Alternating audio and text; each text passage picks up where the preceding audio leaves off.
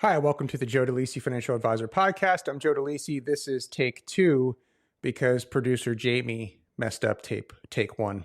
That's okay. Topic today, where are markets headed? And this is not a gotcha. This is not one of those things where I say, I don't know. I know where they're headed. Markets are headed up. I just don't know when.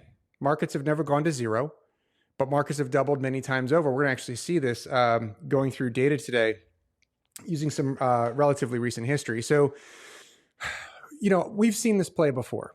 I'm recording the podcast on Wednesday, April 9th. And what we're seeing is very familiar. This pattern's very familiar. We went through this during COVID in 2020. And what I'm referring to is somebody comes out and says something. It could be the president. It could be a cabinet member. It could just be a journalist. It could be somebody not even associated with the administration. And based off of what they say, the markets either go up or down significantly. And then they could even change during the day. I remember going through this in 2020. Once we sort of got past the initial fear, the physical fear of what was going on, and we saw that this was more an economic situation, and we saw those movements back and forth. I remember back then saying, look, we just got to sit tight. This is going to work its way out. I couldn't have known it was going to work its way out as fast as it did. But there's a lesson in that too. We don't know how quickly things are going to turn around or when they're going to turn around. So I want to take you back in time. I want to take you back in time to 2020 when, as I mentioned, things were moving quickly, just like they are now, based off of data, information. Sometimes it's accurate, sometimes it's not. March 9th of 2020. By the way, all this information I'm getting from Yahoo Finance. I've got it all listed here. I can read it off because I don't want to mess any of it up.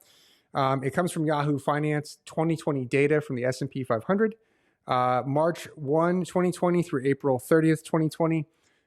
So in Yahoo Finance, I can go in there and I can look at actual individual days where the market, the S&P opened and when it closed, and what was the triggering event of the day. So all of this information is coming from that one area.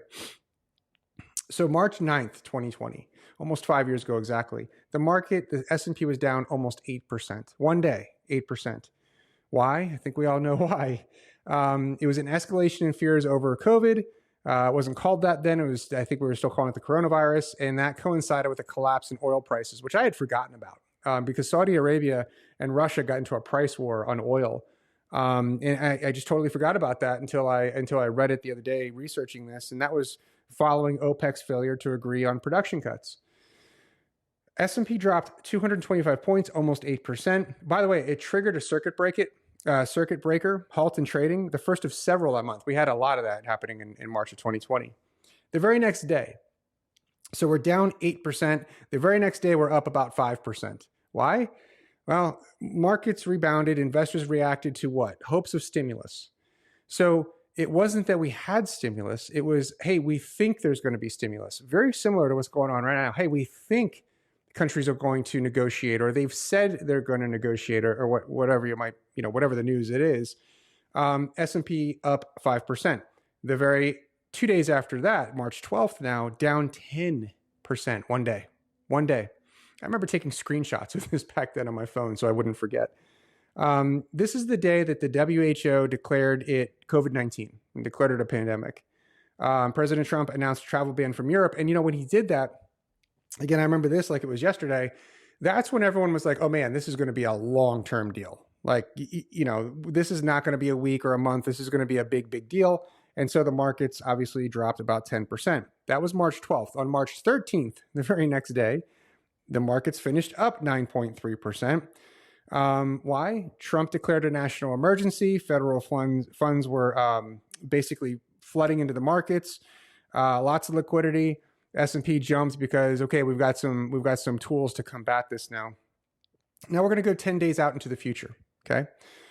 March 23rd, 2020, I'll never forget the date. It's easy for me to remember because it's my mom's birthday, March 23rd. That was the bottom. If I ask clients or prospects now, prospective clients now, when did the recovery start in 2020? Nobody really gets that answer right. Nobody says, oh, March 23rd. Because when you think back, we were still in the thick of it. I mean, a lot of people were still very afraid physically for themselves or their family's well-being. There was like no end in sight to this. We didn't know what to do. And so to think that in the thick of all of that, we actually bottomed at March 23rd, and then the bull market started from there. Nobody's really remembering that was the case, but that is the case. March 23rd, the market, the S&P finished down 2.9. The very next day, it was up almost 10%. Why? Well, we had $2 trillion. It was the CARES Act, if you remember that phrase, from Congress. Regardless of how you feel about it, that's what happened. A lot of liquidity going into the market. And then there was like an unlimited bond buying program. Again, liquidity into the markets. Now, that was March. April 2020. Let's talk about it. So the very next month, April 6th, up 7%. And that was when, just your memory, it's like going down memory lane. That was when New York and even parts of Europe were talking about reopening. And we thought, oh, we can breathe a sigh of relief. We can get back to normal. And markets reacted. April 7th, the market was down again. That was on some cases, some new data on cases increasing. April 9th, up 6%. This is when the Fed came out and added an additional $2.3 trillion into the markets, which, by the way, really helped to overshadow a bad job. I mean, remember, the unemployment went through the roof. Nobody was working. And so the Fed come in with trillions of dollars of liquidity. April 14th, up another 3%. April 14th was the first day, this is 2020, where we were starting to talk about a solution. We were talking about clinical trials for vaccines. Okay, and so markets like that. Right? Return to normal, people get back to work, economies keep moving. So what does it tell us? What it tells us is that whether it's 2020, when things were whipsawing back and forth based off of sentiment and emotion, honestly, most of it, and the same thing's going on today, what it tells us is that, look, the underlying businesses that make up the stock market, generally speaking, are sound. I can't speak for every stock in the S&P 500, but generally speaking, they are desirable companies to own. Because as soon as a little bit of good news comes out, hey, we have 50 countries willing to negotiate, something like that, markets, ratchet up. Then, a cabinet official will come out and say, hey, not so fast, markets go back down. It's mostly emotional. It's not really based off of balance sheets and cash flow and, PE and any of that kind of stuff. It's all emotional right now. And so we just got to be able to kind of stick to it. And I have to tell you this too. The reason why I'm making this podcast now and we're releasing more, we're not just doing every 2 weeks like we normally do, is because I know that it is emotional and it should be. I'm not making light of it. This is your money. And the purpose of your money, as we've said, is to fully fund your financial plan, which holds all of your hopes and dreams for yourself and your family and your legacy. I mean, it's a big deal. I get it. And I want you to know that we may not be near the end here. Now, I'm recording this Wednesday, April 9th. By the time it gets through approval and out and distributed to you, I don't know what the markets are going to look like. I don't know what the sentiment's going to be. But I think we've got a little ways to go. Why do I say that? Well, it's the current administration's agenda. And I'm not making a comment on whether or not I agree with it or disagree with it. That's actually irrelevant. It does not matter how I feel about it. Honestly, it doesn't matter how you feel about it. They're going to do it. What the administration has come out and said, and I'll give you some sources and some quotes directly from them on this, is that they're operating off of a three-legged stool. So we're going to have, and you've seen some of this in the news, but honestly, I don't think you've seen as much of it as you have just the tariffs. Everyone's talking specifically about tariffs right now. The tariffs are the first leg of the stool. The second leg of the stool are tax cuts.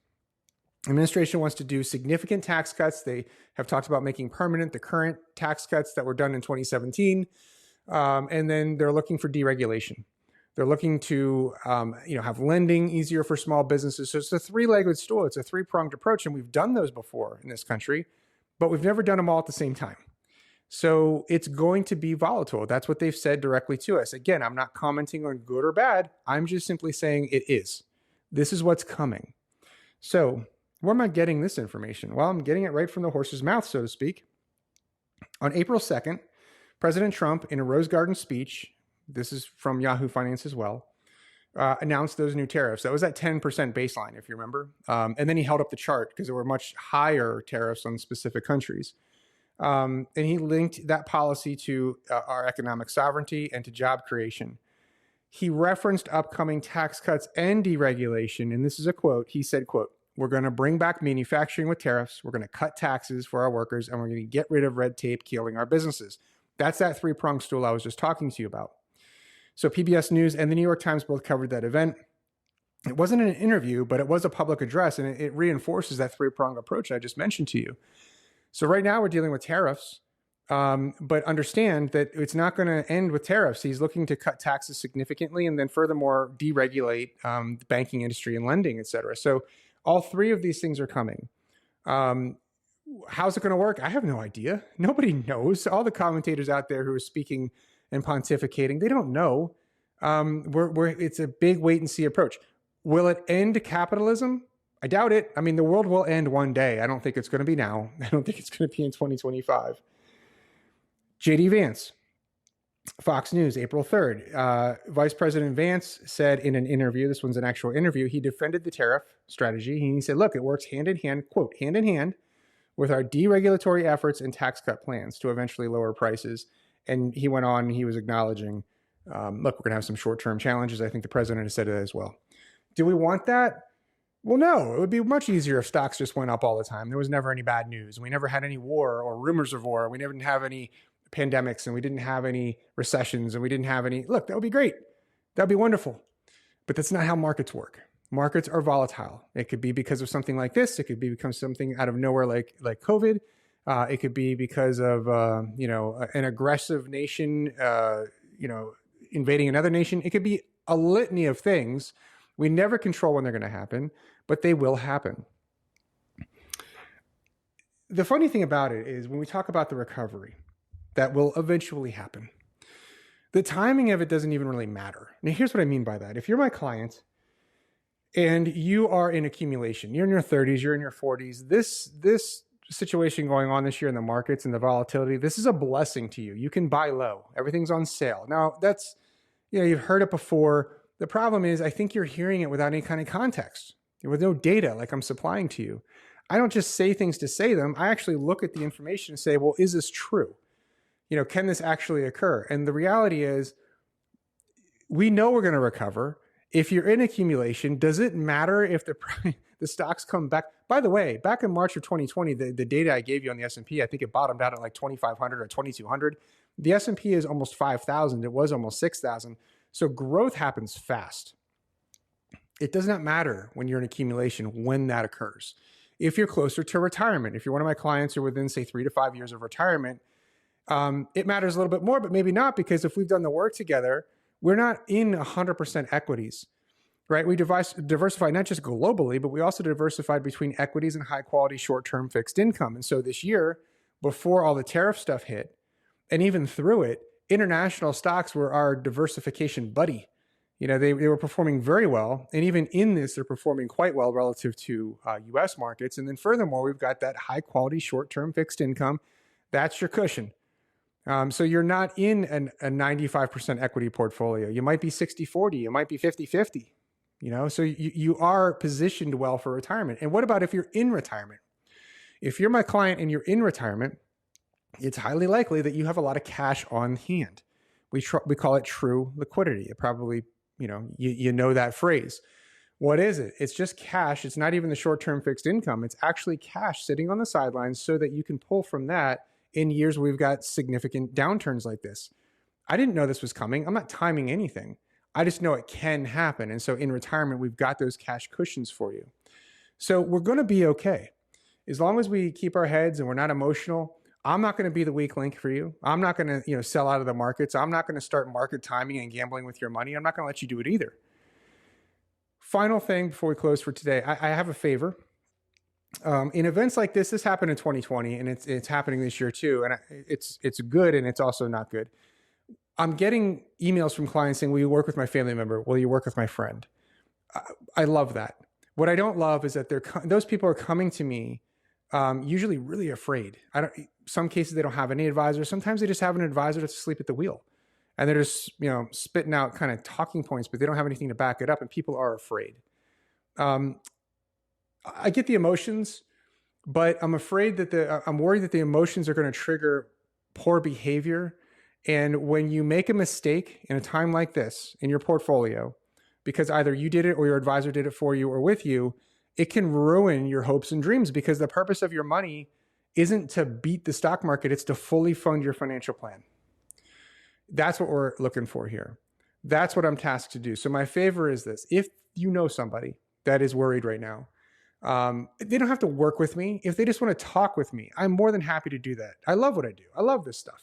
I like looking at this. I like researching. I like the purpose of going in there and making sure that your plans are working the way that we wanted them to work. So forward this podcast on, or just give them my cell phone number or my email, and we will take care of them.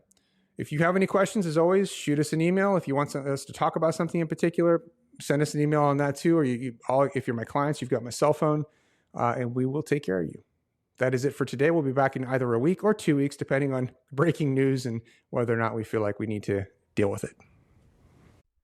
This podcast is for informational purposes only and is not to be construed as tax, legal, or investment advice.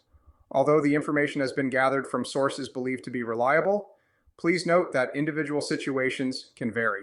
Therefore, the information should be relied upon only when coordinated with individual professional advice.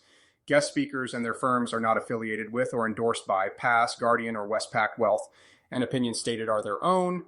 Guardian, its subsidiaries, agents, and employees do not provide tax, legal, or accounting advice. Consult your tax, legal, or accounting professional regarding your individual situation. All investments and investment strategies contain risk and may lose value.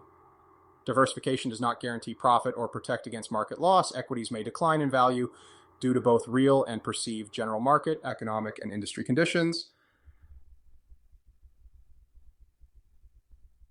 This material is intended for general use.